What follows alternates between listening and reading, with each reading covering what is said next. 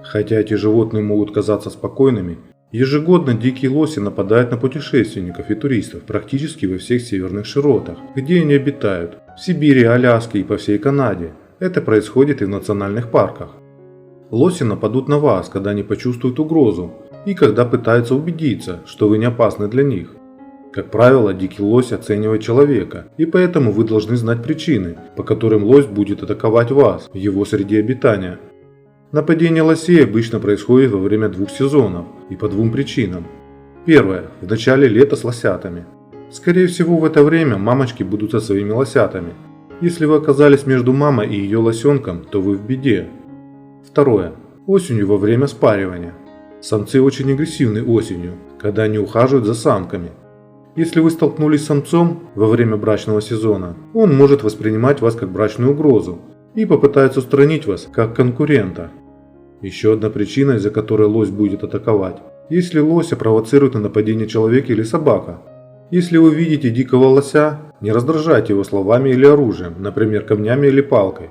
Что касается вашей собаки, лоси привыкли к псовым, таким как койоты и волки, нападающим на их молодняк. Следовательно, лось будет воспринимать вашу безвредную собаку как угрозу. Нападение лосей на людей. К сожалению, мы не сможем показать ряд роликов с нападениями лосей, поскольку это противоречит правилам YouTube и связано с нанесением травм. Просим нас понять. Тем не менее, мы опишем, что происходило, и постараемся пояснить происходящее. Первый случай. В феврале 2013 года в московском парке Лосиный остров произошли два несвязанных между собой нападения. Примерно 21:00 17 февраля 18-летний москвич Роман Смородин в одиночестве прогуливался по парку, как неожиданно впереди себя увидел лося. Животное подбежало к молодому человеку и нанесло удар копытом и после сбежало. Роман самостоятельно добрался до ближайшего дома, где его хозяева вызвали скорую помощь. Уже в больнице у него выявили сотрясение головного мозга и ушиб, после чего направили в нейрореанимацию. Парень быстро поправился. Первое нападение произошло 5 февраля, когда 78-летний Агасан Агаев попытался сфотографироваться с лосем. Лось зарядил копытом в пенсионера, а после наступил тому на грудную клетку. Свидетели инцидента вызвали скорую помощь, и мужчину на медицинском вертолете доставили в больницу номер 36, где у него были выявлены переломы ребер, черепно-мозговая травма и повреждения сетчатки глаза. Местные егеря сообщили, что в феврале-марте лоси представляют наибольшую опасность. В этот период лосиха, готовясь к новой беременности отелу, прогоняет от себя подросших лосят. Недоросли вынуждены быстро учиться, самостоятельно добывать себе пропитание, из-за чего часто становятся беспокойными и агрессивными. Второй случай. Видео с лосем, который ударил мужчину в Молдуне, стало вирусным в интернете. Берди Коллинз опубликовала видео с парнем, который подошел к лосю 22 марта 2018 года, предлагая ему еду на вытянутой руке. Друзья парня с машины наблюдали, как он подкармливал лося с ладони, а затем животное ударило его по лицу копытом. Коллинз на следующий день написал в Фейсбуке, что мужчина, похоже, не пострадал, поскольку никто не пытался связаться с властями. После он повернулся к своей машине, схватил немного еды и сделал еще несколько снимков, после чего я уехала, написала Коллинз. Я не думала, что это очень умно, поэтому я поехала, прежде чем еще что-нибудь с ним не случилось. Биолог Дэйв Бит отметил, что закон штата запрещает кормить некоторые виды диких животных, включая лосей, для предотвращения привыкания к людям. Когда лосей кормят, особенно люди, они подходят к ним, ожидая подачки, и если они ее не получают, они могут ударить и затоптать, что намного хуже, чем то, что произошло с этим парнем, сказал Бит.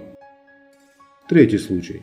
В результате нападения лося в штате Колорадо в воскресенье 18 марта 2014 года пострадали две женщины, которых позже госпитализировали. Жертвами нападения, как сообщается, стали прохожие, которые прогуливаются со своими собаками, когда животное бросилось на них без предупреждения. Вдруг он посмотрел на меня, фыркнул, а затем боднул, сообщила 50-летняя Жаклин Бор американскому телеканалу. Когда я упала, он наступил на мою руку, а затем, когда я свернулась, он ударил меня по голове, добавила она. В результате нападения у женщины было сломано 4 ребра, наложено 15 швов, большая часть которых на голове. Я попыталась встать, но он продолжал топтаться по мне, продолжала она. Подруга Жаклин также подверглась нападению со стороны лося, который потоптался по ней. Четвертый случай. В субботу 7 октября 2017 года на южном побережье Ньюфаундленда Родни Баффет пошел в лес на охоту. Когда он увидел животное, лось начал быстро убегать. Он успел сделать 2 выстрела, оба из которых угодили в животное, сказал он. Лось быстро опустился и перевернулся ногами вверх. Будучи опытным охотником, Баффет начал подходить к животному, как он это делал много раз до этого. Я думал, что он был мертв. Я положил свое ружье и повернулся к моей невесте и сказал ей, чтобы она принесла мои ножи. Когда я снова повернулся, он уже был на ногах. Лось бросился в сторону охотника и ударил его рогами. Баффет сообщил, что лось отбросил свою голову назад и тем самым подбросил его в воздух, после чего мужчина рухнул на землю. Лось начал топтаться на нем, мужчина пытался ухватиться за него. Я держал его за рога и пытался оттолкнуть, сказал он, но это казалось вечным. Невеста Баффета беспомощно наблюдала за ним с холма, прижав бинокль к своим глазам. После того, как Баффет приземлился на землю и по нему потоптался лось, животное опустилось на утек и рысью вернулось в лес. После этого я не мог двигаться, вспоминал он. Парамедики совершили 3-километровый поход через кустарники, чтобы найти Баффета. Они позвали на помощь, и прилетел медицинский вертолет, чтобы доставить его в больницу города Сент-Джонс. Баффету были наложены швы и скобы на голове, руках и груди, но в остальном он не пострадал. Он был отпущен из больницы в понедельник утром без каких-либо сломанных костей и трофейного мяса лося, но вернулся домой живым на свое везение. «У меня отпечатки копыт на моем лбу», – сказал он во время утреннего шоу. На этом все. Подписывайтесь на канал, если не подписались. И до скорой встречи. Всем пока.